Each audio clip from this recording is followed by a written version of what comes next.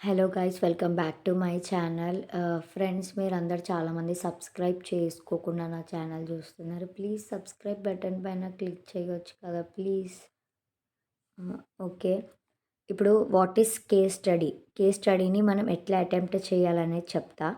Case study అనేది మీకు 10th క్లాస్‌లో అనుకుంటా గుర్తుందా? మనకి ఇట్లా ఒక ప్యాసేజ్ ఇస్తారు. ఆర్ ఇంగ్లీష్‌లో ఒక ప్యాసేజ్ ఉంటది. కింద క్వెషన్స్ ఉంటాయి. ఆ ప్యాసేజ్‌లో చూసి మనం ఇట్లా ఆన్సర్స్ రాయాలి. సో, కేస్ స్టడీది ఎందుకు ఎవ్వరు పర్ఫెక్ట్‌గా ఇది కేస్ స్టడీ అని చూపెడతలేరంటే, ఎప్పటిదప్పుడు న్యూ ఐడియాస్, న్యూ స్టోరీతోని వస్తుంటది. మీకొచ్చింది మాకు రాదు, మాకొచ్చింది మీకు రాదు. ఎప్పటిదప్పుడు న్యూగా వస్తా ఉంటది. ఆ స్టోరీ అనేది ఎట్లొస్తదంటే, ఇది ఎంఓబీ సబ్జెక్ట్ అనుకోండి. బిజినెస్ కోసం వస్తది. ఒక కంపెనీ ఉంది. ప్యాసేజ్ ఎట్లొస్తదంటే, ప్రెజెంట్ ఒక కంపెనీ ఉంది. పాస్ట్‌లో అది చాలా మంచిగా నేమ్ ఉన్న కంపెనీ. బట్ ఇప్పుడు ఆ బిజినెస్ అనేది లాస్ అయ్యింది. మేబీ ఎక్స్‌వైజెడ్ నేమ్స్ ఇస్తారు. కొంతమంది నేమ్స్ ఇస్తారు.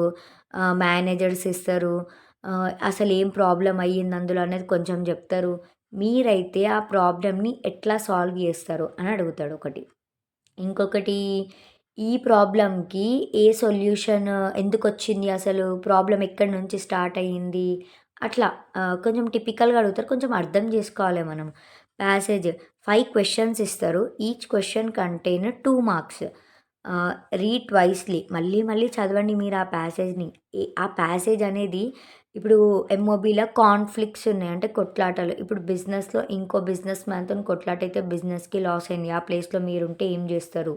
ఆ డెసిషన్ ఎట్లా చేంజ్ చేస్తారని. అది సొంతంగా మీరు రాయాల్సిందే. మీకు అనిపించింది రాయండి. యెస్, నాకిది అనిపిస్తుంది అని రాయండి. లేదంటే నో, ఆ పొజిషన్‌లో మీరుంటే ఏం జేస్తారు? మీ ఒపీనియన్ అడుగుతది. అది రాయండి. మీరైతే ఆ బిజినెస్‌ని ఎట్లా చేంజ్ చేస్తారు అని అడుగుతదది అంతే.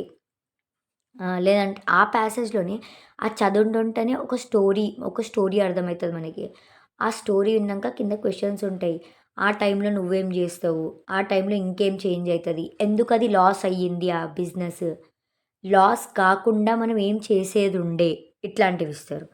So, identify the main problem clearly and understand. మీరు ఆ ప్యాసేజ్‌ని చదువుతేనే ఆ ప్రాబ్లమ్ ఏంది? ఆ కాన్సెప్ట్ ఏందని అర్థమైతది. రైట్ పాయింట్స్, పాయింట్స్ వైస్ ఇట్లా ఫస్ట్ వన్ అని పెట్టి పాయింట్స్ వైస్ రాయండి. ఒకటి ఆన్సర్‌లో ఇట్లా వన్ లైన్ రాసి ఆపేయకండి. కొంచెం పాయింట్స్ వైస్ రాయండి. మళ్ళీ సెకండ్ వన్ రాయండి. ఇప్పుడు what do you understand by this? దానివల్ల నీకేం అర్థమైంది అంటే, yes, I have understand this అని కొంచెం పాయింట్స్ వైస్ రాయండి మంచిగా నీట్‌గా. ఎప్పుడైనా ఫ్రెష్ పేజ్‌లో స్టార్ట్ చేయండి case study. Use points wisely. Use small headings, చిన్న చిన్న హెడ్డింగ్స్ పెట్టండి. ఇట్లా లైన్స్ కొట్టండి. Keep answer short, clear. ఎక్కువ సుత్తి సుత్తి రాయకండి. షార్ట్ అండ్ స్వీట్ మంచిగుండాలి అంతే. స్పెండ్ 15 మినిట్స్ టు 20 మినిట్స్ అది చదవడానికి 15-20 మినిట్స్ తీసుకోండి. అసలు టెన్షన్ పడకండి దీనికోసం, కేస్ స్టడీ కోసం. అప్పటిదప్పుడు ఒక 20 మినిట్స్, లాస్ట్ ఒక 20 మినిట్స్ కూర్చొని చదివి ఫాస్ట్‌గా రాసేయండి. కానీ అస్సలు వదలకండి. అటెంప్ట్ చేయండి. ఏదో ఒకటి అటెంప్ట్ చేయండి. ఓకేనా? You guys, I think understand. Thanks for watching and don't forget to subscribe my channel. Bye guys.